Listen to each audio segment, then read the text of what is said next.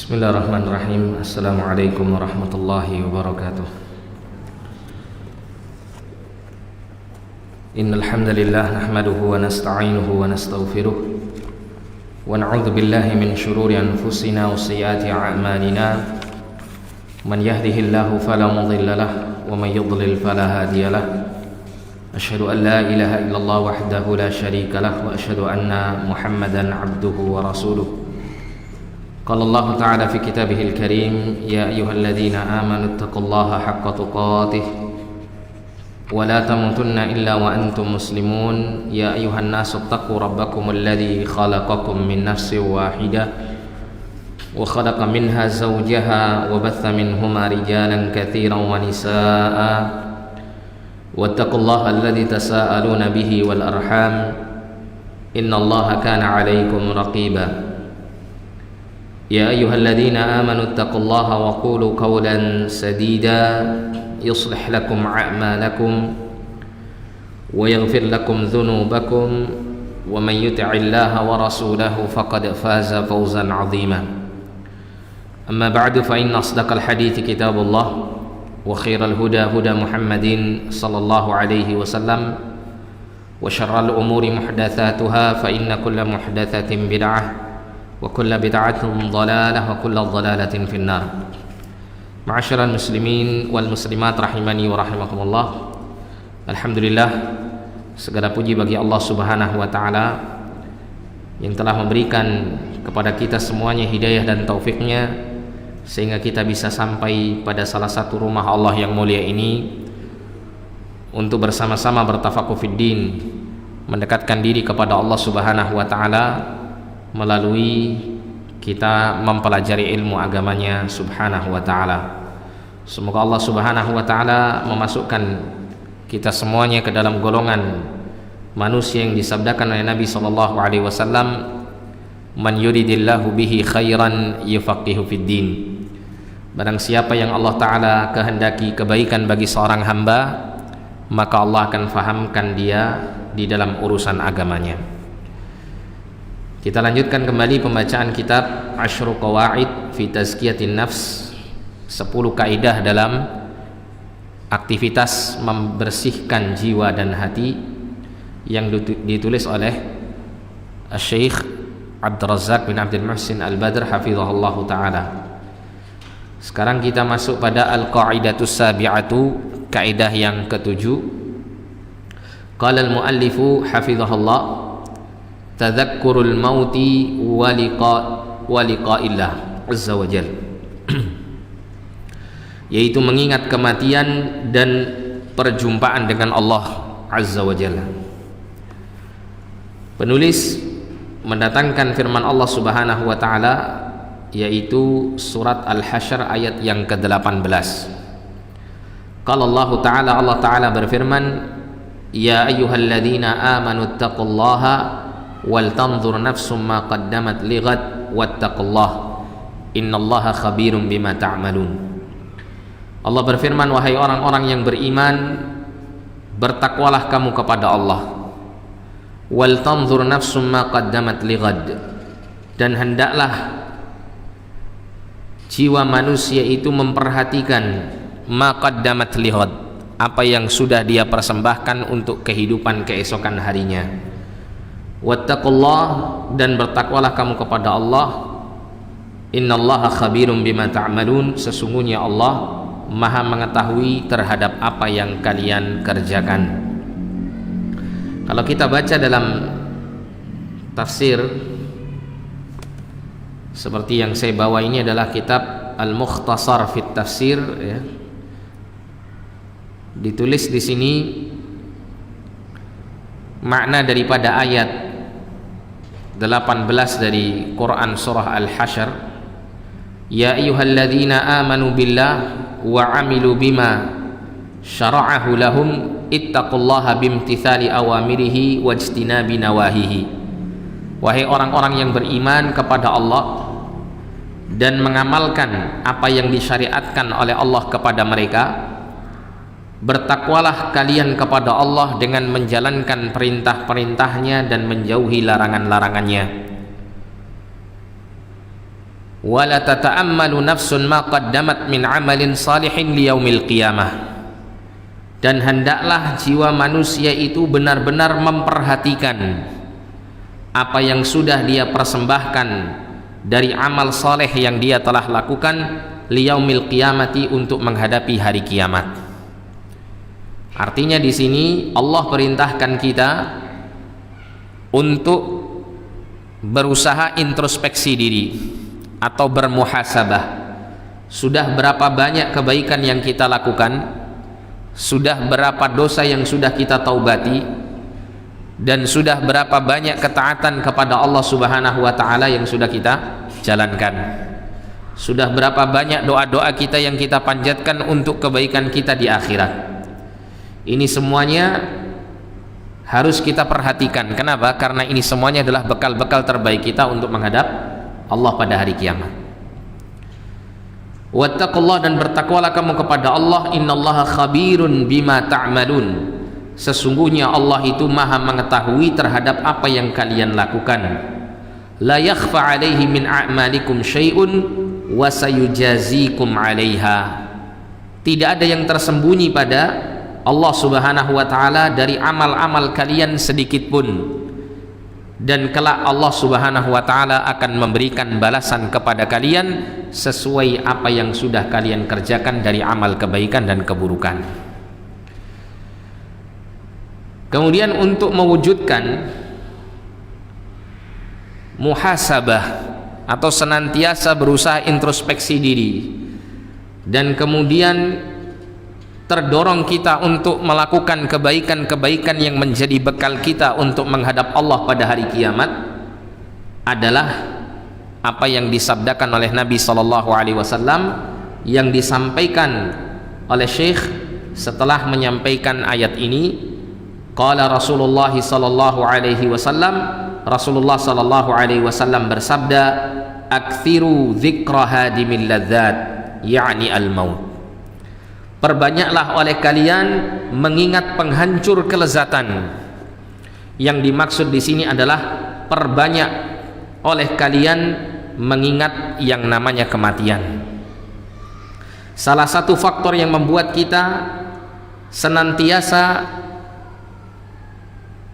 mempersembahkan amal-amal yang terbaik untuk kebaikan hidup kita nanti pada hari kiamat, salah satu faktor yang bisa mendorong untuk hal itu adalah tadzakkurul maut. Ya, senantiasa kita mengingat kematian.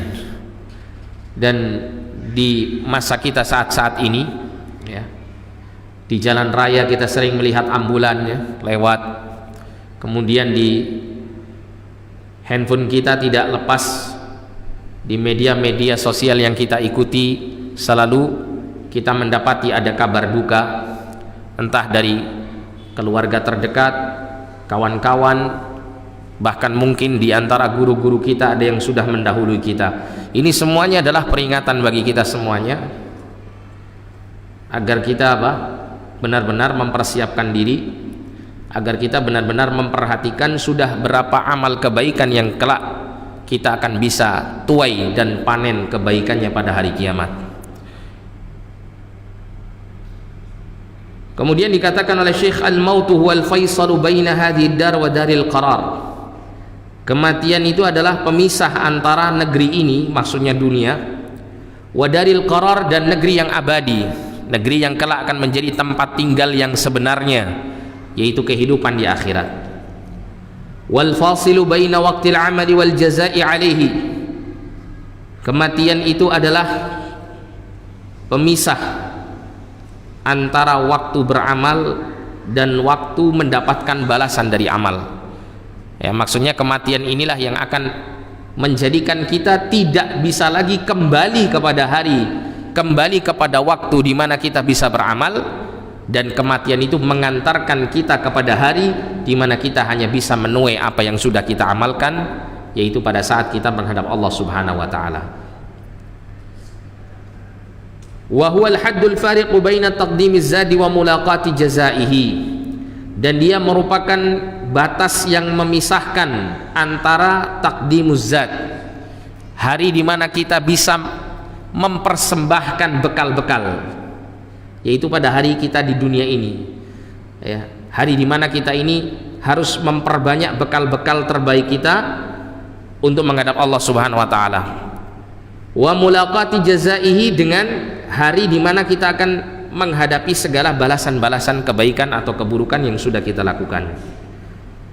Fala majala ba'dahu lit-taubati wal istighfari minas sayyi'at, maka tidak ada kesempatan setelah kematian itu datang untuk bertaubat dan memohon ampun dari berbagai macam kesalahan-kesalahan.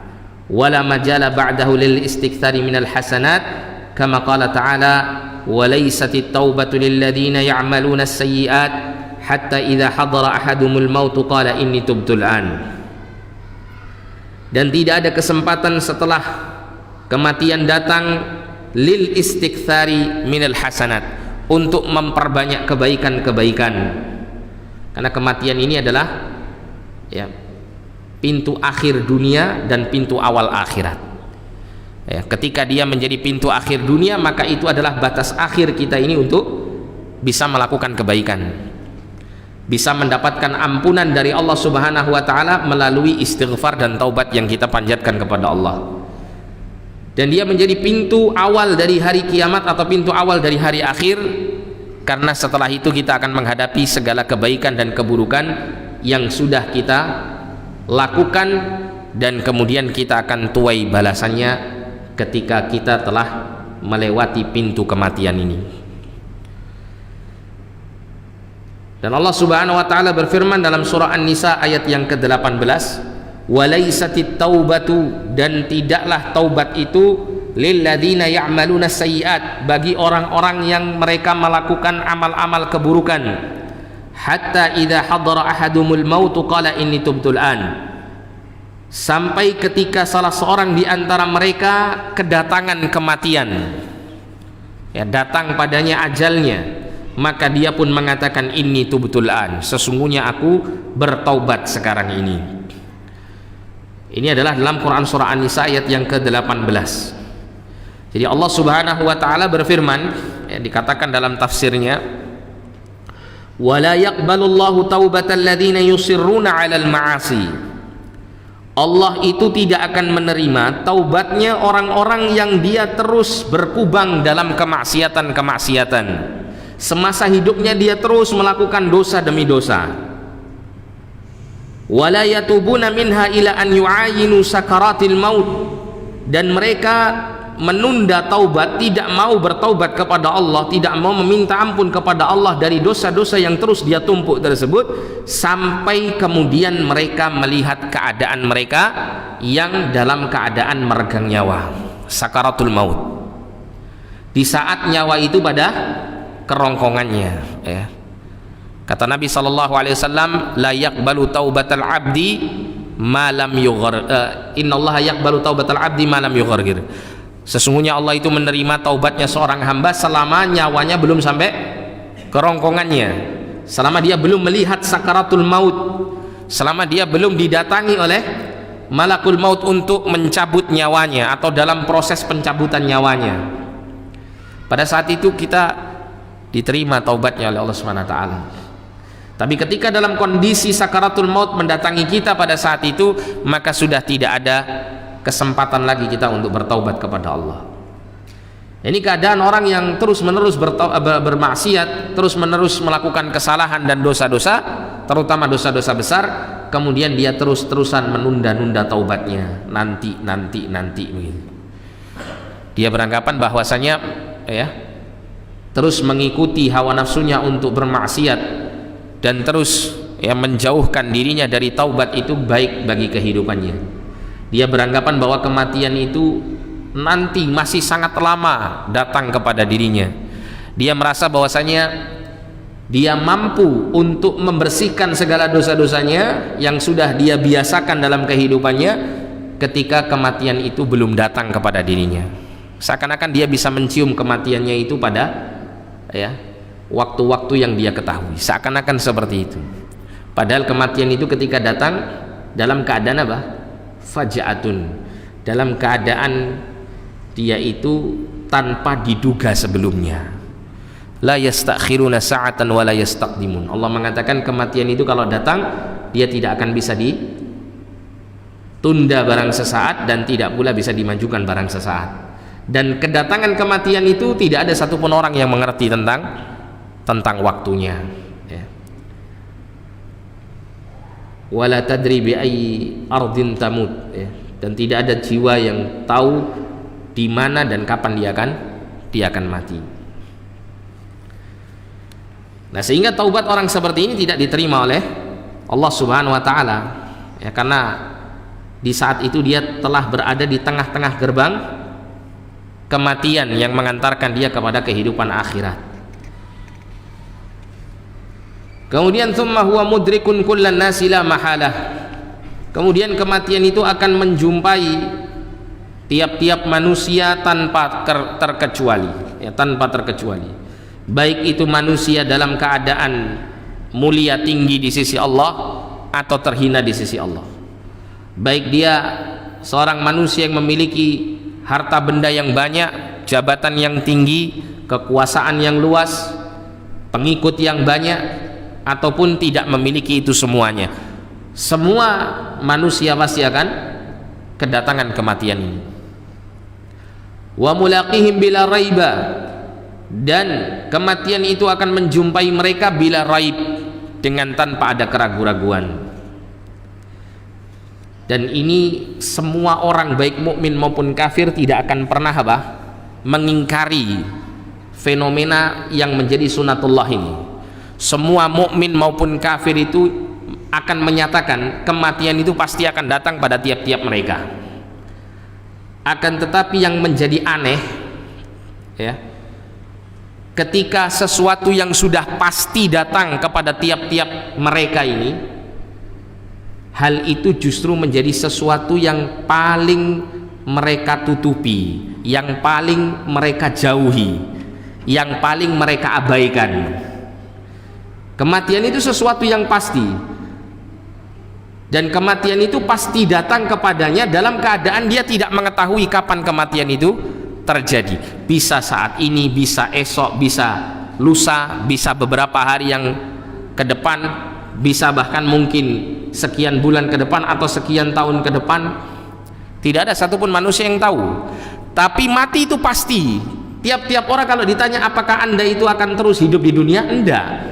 Mesti tiap-tiap orang akan mengatakan saya pasti akan mati. Kepastian yang seperti ini yang tidak ada satupun makhluk yang menolaknya. Tapi kenapa kemudian, ya, kesadaran terhadap kematian ini justru kita abaikan, banyak kita lalaikan, banyak kita tinggalkan, ya. Sehingga membuat kita menunda-nunda taubat, menunda-nunda amal saleh, menunda-nunda untuk perbaikan pada diri kita, menunda-nunda untuk memenuhi bekal-bekal kita untuk menghadap Allah Subhanahu wa taala, ya. Dikarenakan kita melalaikan kematian ini. Oleh karena itu Nabi tadi mengatakan aktsiru dzikra hadimil ladzat, perbanyak oleh kalian itu mengingat penghancur kelezatan, yaitu kematian. Kenapa? Karena memperbanyak mengingat kematian itu akan membuat kita ini terus termotivasi untuk mengerjakan ketaatan dan menjauhi berbagai macam dosa dan kesalahan-kesalahan.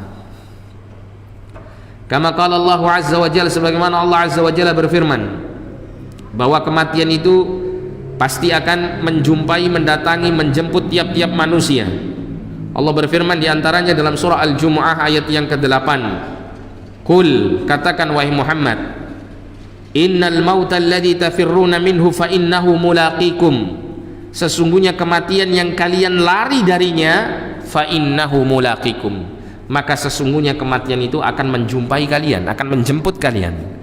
Mau kalian lari sejauh-jauhnya dari kematian, tetap kematian itu akan menjangkau kalian. Tetap kematian itu akan menjadi sebuah kepastian yang akan kalian rasakan nantinya. Wa qala ta'ala, dan Allah Ta'ala berfirman, aina ma takunu yudrikumul mautu walau kuntum fi burujim musyayyadah. Dalam surah An-Nisa ayat 78, Allah mengatakan dimanapun kalian berada, kematian itu akan menjumpai kalian meskipun kalian itu bersembunyi di dalam benteng yang kokoh sekalipun.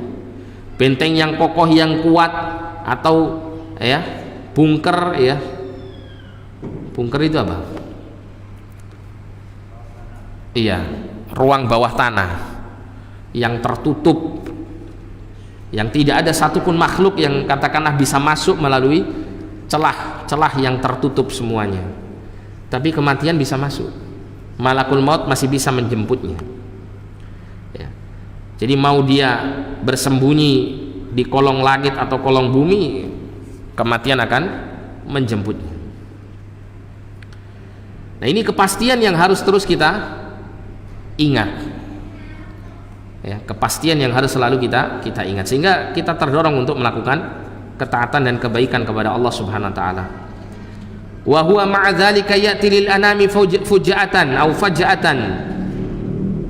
Dan kematian itu bersamaan dengan itu ya, dia datang kepada manusia itu dalam keadaan faja'ah, dalam keadaan tidak terduga-duga, dalam keadaan yang tidak ada informasi atau aba-aba terlebih dahulu. Tiba-tiba langsung datang ya.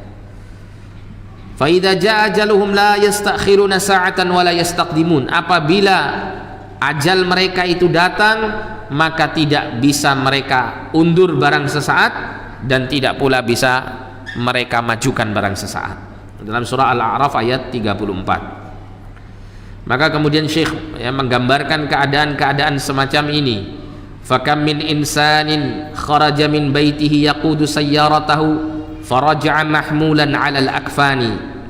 Maka betapa banyak dari manusia yang dia keluar dari rumahnya, dia kendarai kendaraannya ya, dia sopiri mobilnya sendiri, kemudian dia pulang dalam keadaan dibawa beserta kain kafannya, pulang dalam keadaan sudah mati. Wa kam min insanin qala li ahlihi hayyi'u li ta'aman. Betapa banyak dari manusia itu yang mengatakan kepada istrinya atau kepada keluarganya, tolong siapkan dan sediakan untukku makanan. Famata walam yat'amhu. Kemudian dia mati dan dia belum sempat memakan makanannya. Wa kam min insanin labisa thawbahu wa zarra zirarahu wa lam yafukka zirara thawbihi illa al-ghasil.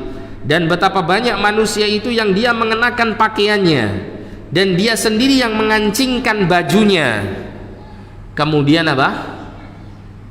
Baju yang dia pakai itu bukan dia yang membuka kancingnya, yang membuka kancingnya justru orang yang memandikan jenazah.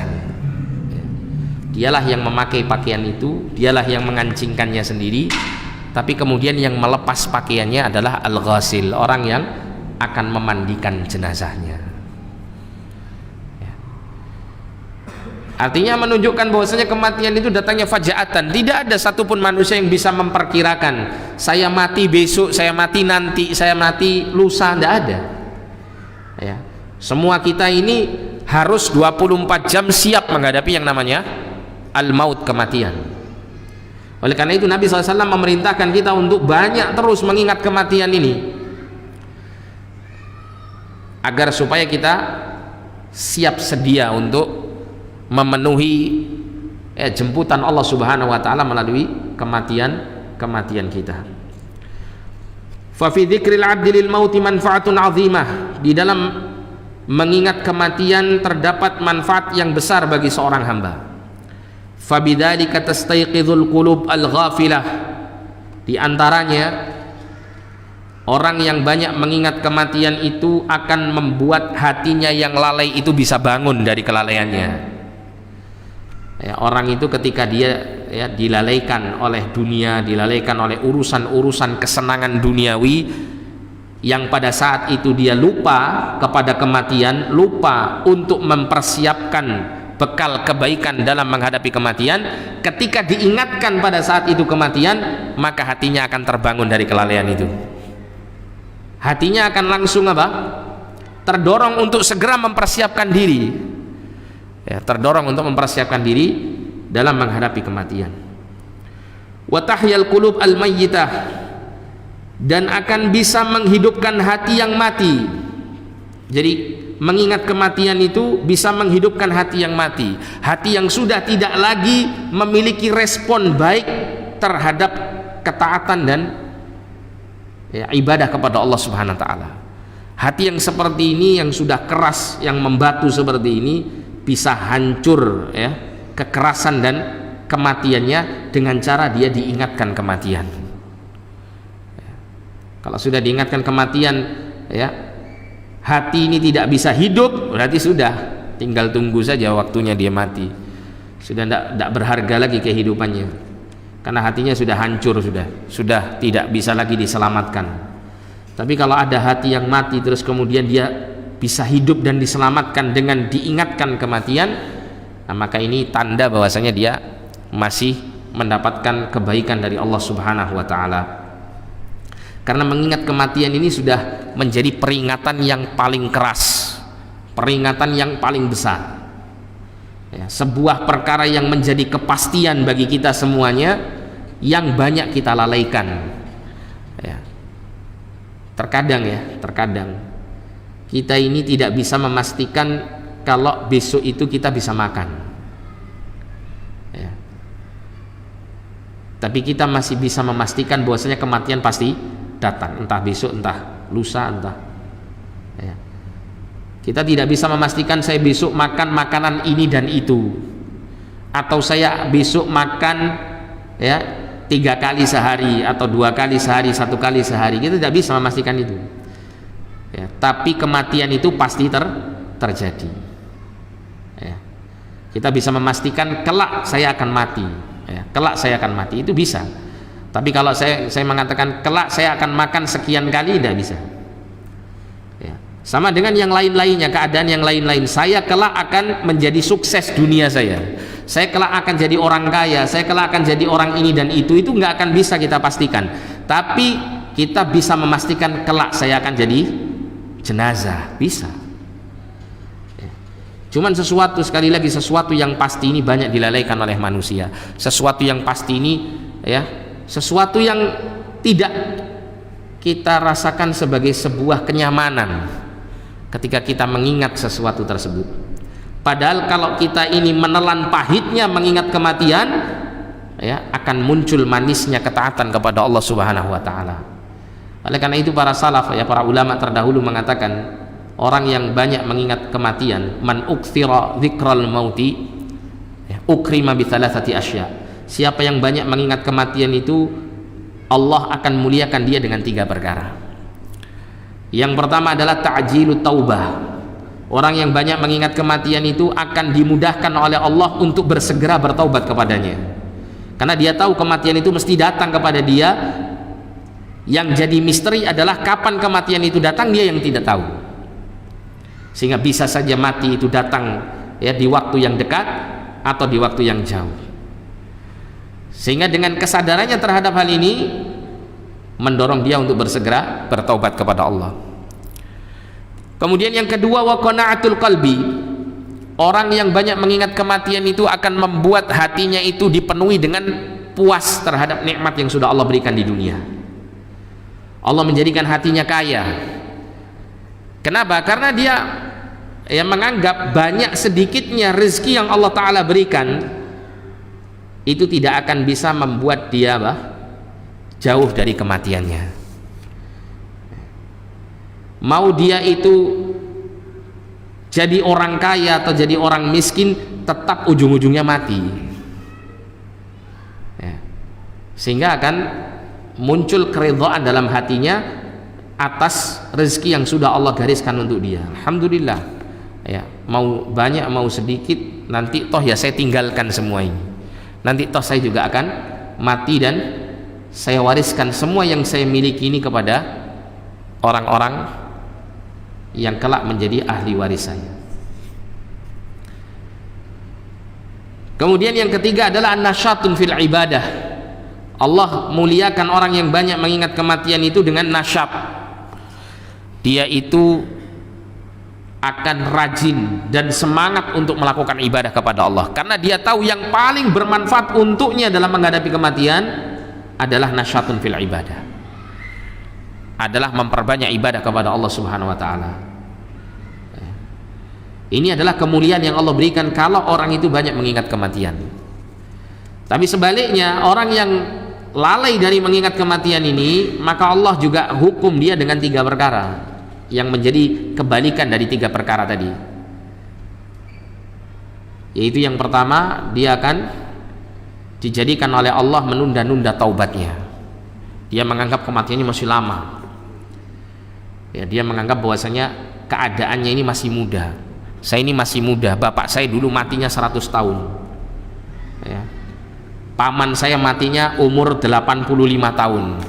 Bibi saya matinya umur 90 tahun. Sekarang saya masih 50 tahun. Atau sekarang saya masih 35 tahun. Kalau ikut umurnya bapak berarti masih sekitar 70-an tahun lagi atau 60-an tahun lagi. Kalau ikut umurnya paman ya sekitar 50 tahunan lagi. Kalau ikut umurnya bibi lebih daripada itu. Dia kira dengan dia memiliki orang tua, paman, orang-orang yang ya menjadi nenek moyangnya dulu memiliki umur-umur panjang itu, ya dia kira dia bisa mengikutinya. Seakan-akan umur panjang itu bisa diturunkan kepada anak cucunya. Tidak bisa seperti ini. Ya. Ada orang itu yang dia menjadi bapak, usianya sudah sangat tua. Dia melihat bagaimana anak-anaknya mendahului dalam kematian. Ya. Dia seorang bapak yang usianya sudah 90 tahun, 80 tahun, dia melihat putranya yang masih usia 30 tahun, 40 tahun, 50 tahun, 60 tahun meninggal lebih dulu daripada dirinya. Menunjukkan bahwasanya usia panjang tidak bisa diturunkan, ya. Tidak bisa diturunkan. Terkadang kita juga mendapati ada orang-orang tua kita dulu misalnya usianya pendek-pendek, tapi kemudian kita keturunannya kelak diberikan usia yang lebih panjang. Tidak tahu, tidak ada yang tahu, rahasia Allah Subhanahu wa taala. Ya.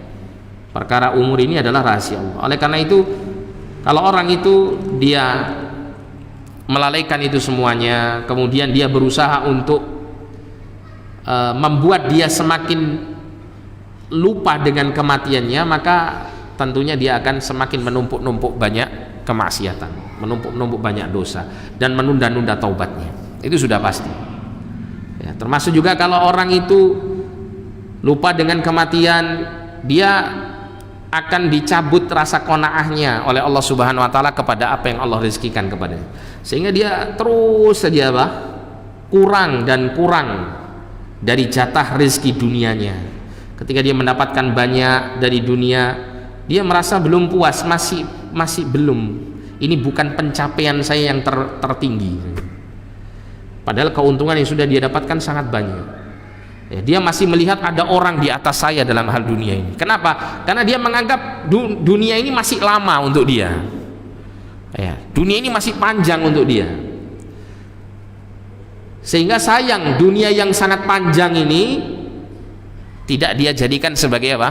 Waktu untuk mengejar prestasi-prestasi duniawinya yang tinggi, ya, cita-cita duniawinya yang sangat tinggi. Sehingga Allah cabut qanaah dalam hatinya, dia tidak bisa merasakan ya kepuasan dan kenikmatan rezeki yang Allah sudah berikan kepadanya. Kemudian akan menjadi malas orang itu dalam beribadah kepada Allah. Dia akan menunda-nundanya. Ya, dia akan menunda-nunda ketaatannya, dia akan banyak menyia-nyiakan kewajibannya kepada Allah Subhanahu wa taala.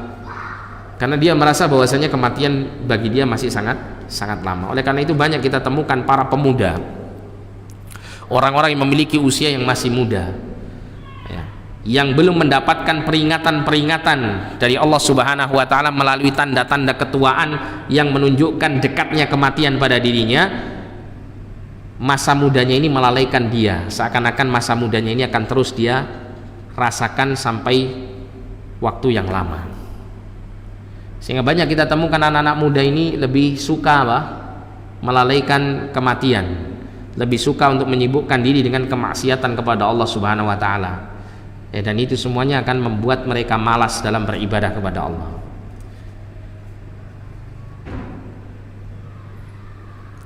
Kemudian disebutkan di sini fabidzalika tastayqidul qulub al-ghafilah. Dengan sebab seseorang mengingat kematian, dia akan bisa menghidupkan hati yang lalai. dia akan bisa menghidupkan hati yang mati, wa yuhsinu iqbalal 'abdi 'ala Allah azza wa jal, dan akan membuat bagus keadaan dirinya ketika dia menghadap Allah azza wa jal. Wa tazulul ghafla wal i'rad an ta'atillahi azza wa jalla, dan bisa menghilangkan kelalaian dan keberpalingan dari ketaatan kepada Allah azza wa jalla. Kemudian Sa'id bin Jubair rahimahullah mengatakan, "Lau faraqa dzikrul mauti qalbi khasyitu an yafsuda alayya qalbi." Kalau seandainya mengingat kematian itu berpisah dari hatiku, maksudnya kalau seandainya mengingat kematian itu tidak selalu memenuhi hatiku, khasyitu an yafsuda alayya qalbi, aku merasa takut, merasa khawatir bahwa hatiku itu nanti akan menjadi rusak. Rusak karena apa? Karena kelalaian. Ini Sa'id bin Jubair rahimahullah, salah seorang tabi'in. Ya, beliau senantiasa berusaha menghadirkan zikrul maut dalam hatinya setiap hari. Ya, bahkan sebisa mungkin dihadirkan zikrul maut itu setiap saat. Karena beliau merasa sadar kalau hati itu lupa, lalai dengan kematian, maka hati itu pasti akan dilalaikan dengan urusan-urusan lain yang membuat hati itu malas dan terlena untuk tidak melakukan ketaatan sebagai bekal dia menghadap kematian. Sedangkan kematian itu ibarat pemburu yang selalu mengintai buruannya. Kapan waktunya tepat, maka si pemburu ini akan segera melesakkan apa? Panahnya untuk menancap kepada hewan buruannya. Kita ini ya ibarat buruan. Hewan buruannya siapa? Malakul maut gitu ya. Kita ini ibarat hewan buruan yang terus diintai oleh kematian. Kapan kita ini kemudian lalai wal'iyadzubillah, kemudian datang kematian, itu sudah kita habis gitu. Oleh karena itu para ulama-ulama kita itu dalam keadaan mereka tidak melakukan satu aktivitas, dalam keadaan istirahat, dalam keadaan duduk tenang gitu ya, tetap berusaha untuk membekali waktunya tersebut dengan ketaatan kepada Allah. Dia akan membaca zikir ya. Tadi saya mendengarkan ada keterangan dari Syekh Badr Al-Utaibi ya, rahimahullah ta'ala, hafizahullah ta'ala. Beliau menjelaskan tentang semangatnya para ulama dalam menuntut ilmu. Salah satu yang saya tangkap di sini adalah seorang ulama kontemporer, Syekh Abdul Aziz bin Baz rahimahullah. Beliau itu pada saat berwudu, beliau perintahkan dua asistennya yang selalu membacakan kitab, karena Syekh bin Baz kan orangnya buta, tidak bisa baca kitab. Maka dua asistennya ini disuruh untuk baca kitab Bulughul Maram, hadis-hadis Bulughul Maram, di saat beliau rahimahullah ta'ala dalam keadaan berwudu. Bayangkan, ini nggak akan muncul ya keadaan seperti ini kecuali beliau rahimahullah ta'ala sangat perhatian dengan waktu yang beliau lalui. Jangan sampai waktu yang beliau lalui itu hilang sia-sia, tidak mendapat pahala di sisi Allah Subhanahu wa taala. Ya. Termasuk juga hal yang seperti ini bisa dihasilkan dari apa? Dari banyaknya hati itu untuk selalu ingat dengan kematian. Bisa saja dalam kondisi tertentu ya, seseorang itu dalam kondisi dia sudah tidak melakukan aktivitas kebaikan, dalam kondisi nganggur tiba-tiba mati. Ini kan kalau menurut ya orang-orang yang semangat dalam memenuhi waktunya untuk kebaikan-kebaikan, ini kan ada sebuah waktu yang hilang gitu, yang seharusnya apa? Dia bisa mengambil manfaat dari waktu tersebut. Oleh karena itu minimal kita perbanyak zikir kepada Allah ya. Ketika kita ya lelah menuntut ilmu, lelah melakukan ibadah, lelah dalam bekerja mencari maisha yang halal ya, lelah untuk melakukan kebaikan-kebaikan, ketika kita istirahat perbanyak kita untuk zikir kepada Allah, karena zikir ini adalah kebaikan yang besar tapi sangat ringan untuk dilakukan ya. Dan Nabi SAW itu ketika beliau duduk-duduk tidak sedang melakukan aktivitas tertentu, beliau itu tidak berhenti lisannya dari zikrullah ya. Beliau tidak berhenti lisannya dari zikrullah. Bahkan Nabi SAW digambarkan oleh Aisyah radhiyallahu anha, karena Nabi SAW yadhkurullaha fi kulli ahyani, adalah Nabi SAW itu senantiasa berzikir kepada Allah dalam semua keadaannya dalam semua keadaannya. Wala yazalul 'abdu bi khairin ma kana nadhiran li mawqifihi baina yaday Allah 'azza wa jalla yaumil qiyamati ba'da mamatihi wa masiruhu ba'dal mamat. Seorang hamba akan senantiasa dalam kebaikan selama dia terus memandang. Maksudnya memandang di sini itu menghadirkan bayangan gitu ya, menghadirkan bayangan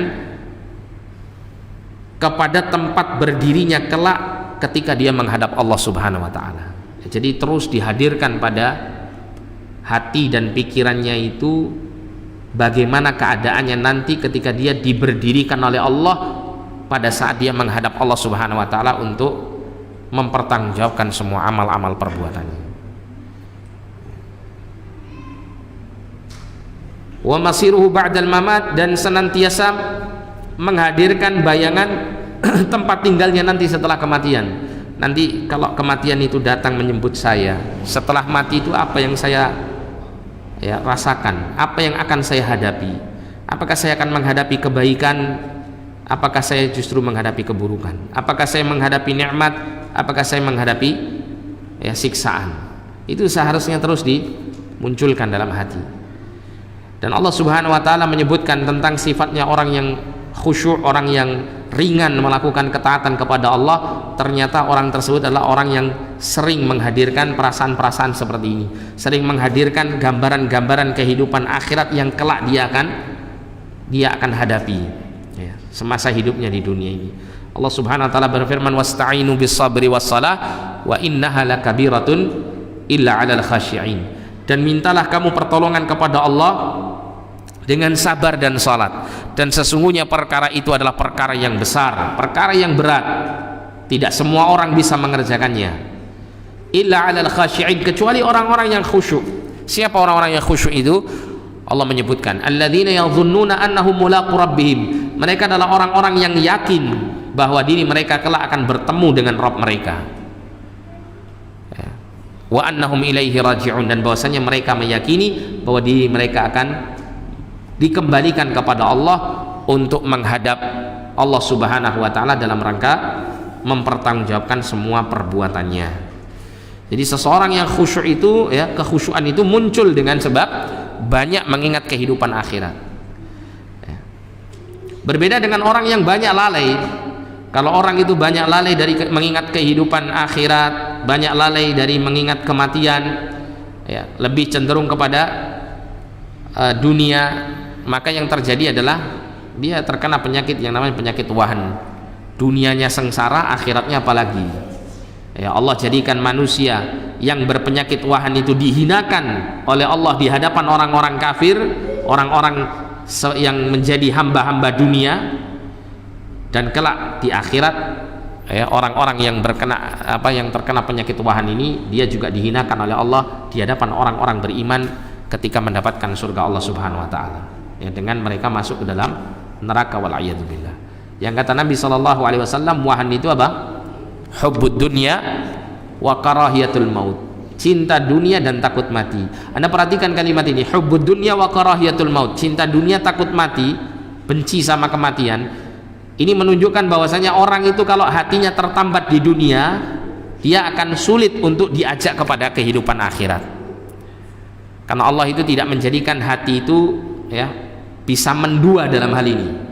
Kalau hati itu sudah dipinang oleh kehidupan dunia, mestinya dia akan dicerai oleh akhirat. Sebaliknya, kalau hati itu dipinang oleh akhirat, maka hati itu akan menceraikan dunia. Sehingga kalaupun dunia itu datang kepadanya dalam keadaan hina, fahiya raghimah, kata Nabi SAW, dunia itu akan dihadapi oleh hati itu dengan pandangan hati kepada dunia dengan pandangan remeh dan hina. Dunia itu dipandang oleh hati remeh, dipandang hina. Dan Allah SWT mencukupi hatinya dengan hina, kekayaan, kecukupan, dengan besarnya harapan hati itu kepada kehidupan akhirat. Jadi hati itu tidak bisa mendua, tidak bisa yang namanya hidup itu 50% untuk dunia, 50% untuk akhirat, itu tidak bisa. Bahkan Ali bin Abi Thalib radhiyallahu an perintahkan kepada kita semuanya untuk menjadi abnaul akhirah, pengikut-pengikut akhirat. Wala takunu abna'ad dunya, jangan kamu menjadi anak-anak dunia, jangan kamu menjadi pengikut-pengikut dunia.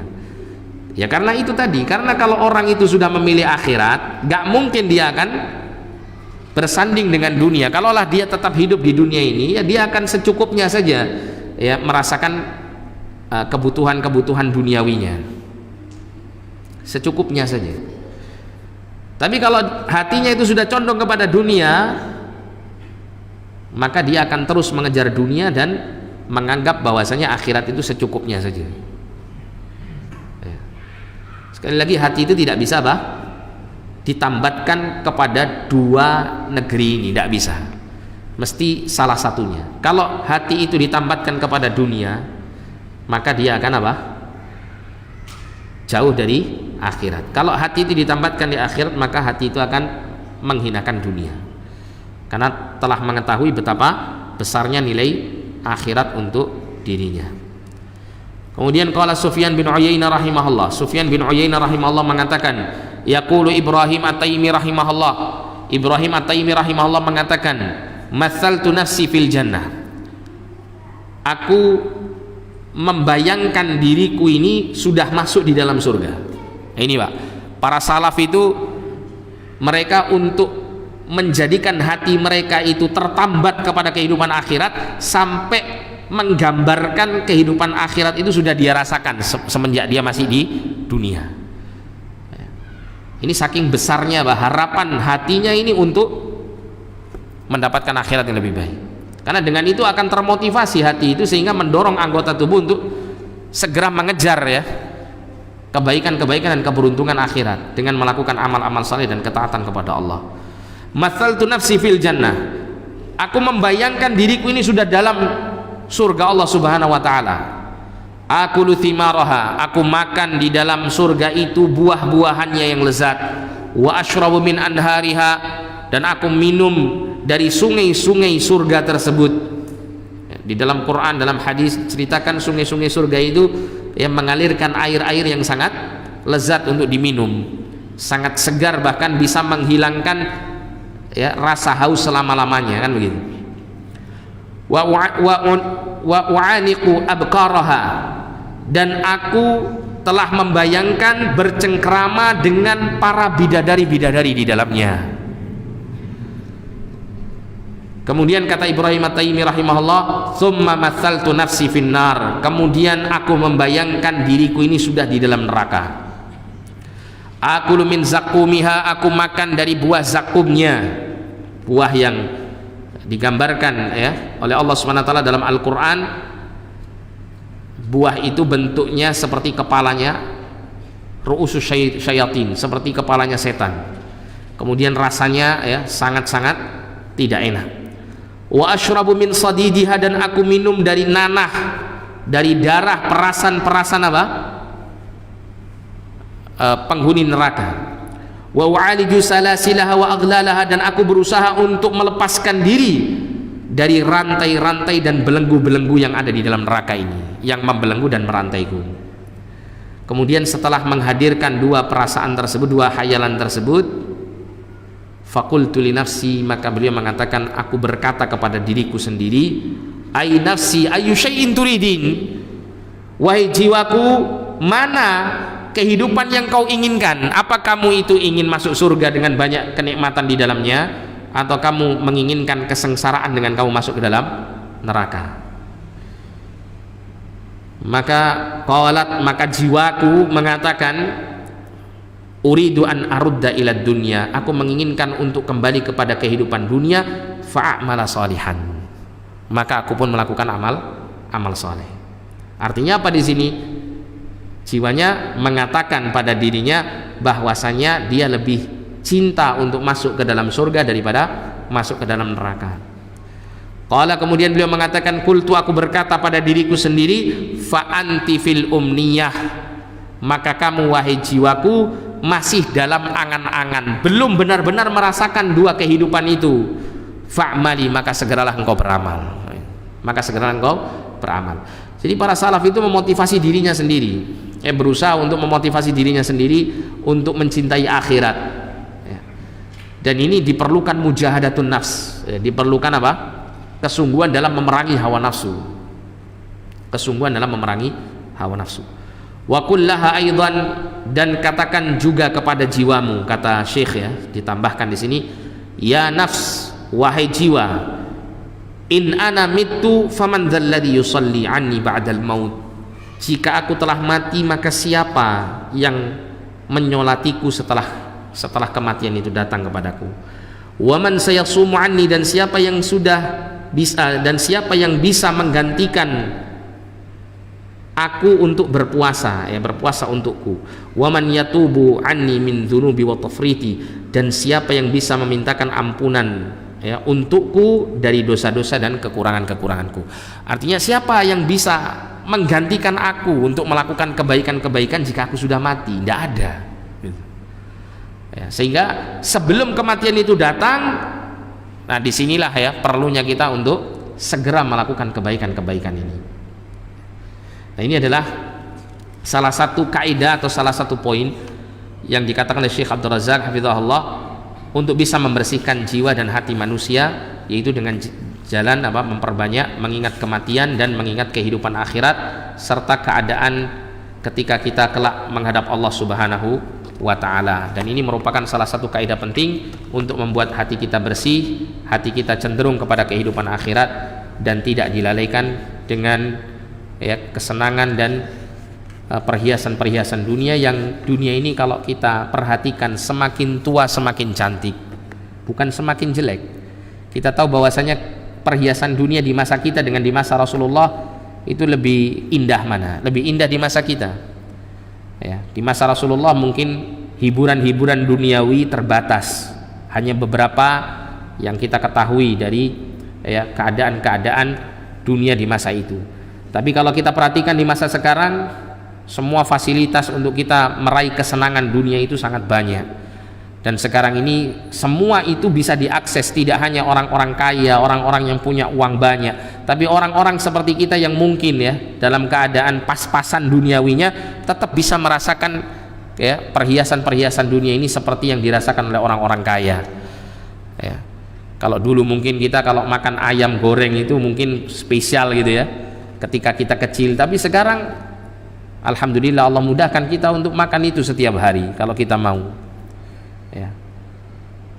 Dan ini semuanya tentu akan menjadikan kita semakin lalai dari kehidupan akhirat. Oleh karena itu mujahadatun nafs ini sangat perlu, dan kemudian hendaklah kita senantiasa saling mengingatkan satu dengan yang lain untuk selalu mengejar akhirat dan tidak terlena dengan dunia. Wallahu a'lam bishawab. Mudah-mudahan Allah Subhanahu wa taala meneguhkan hati kita di atas jalan yang lurus.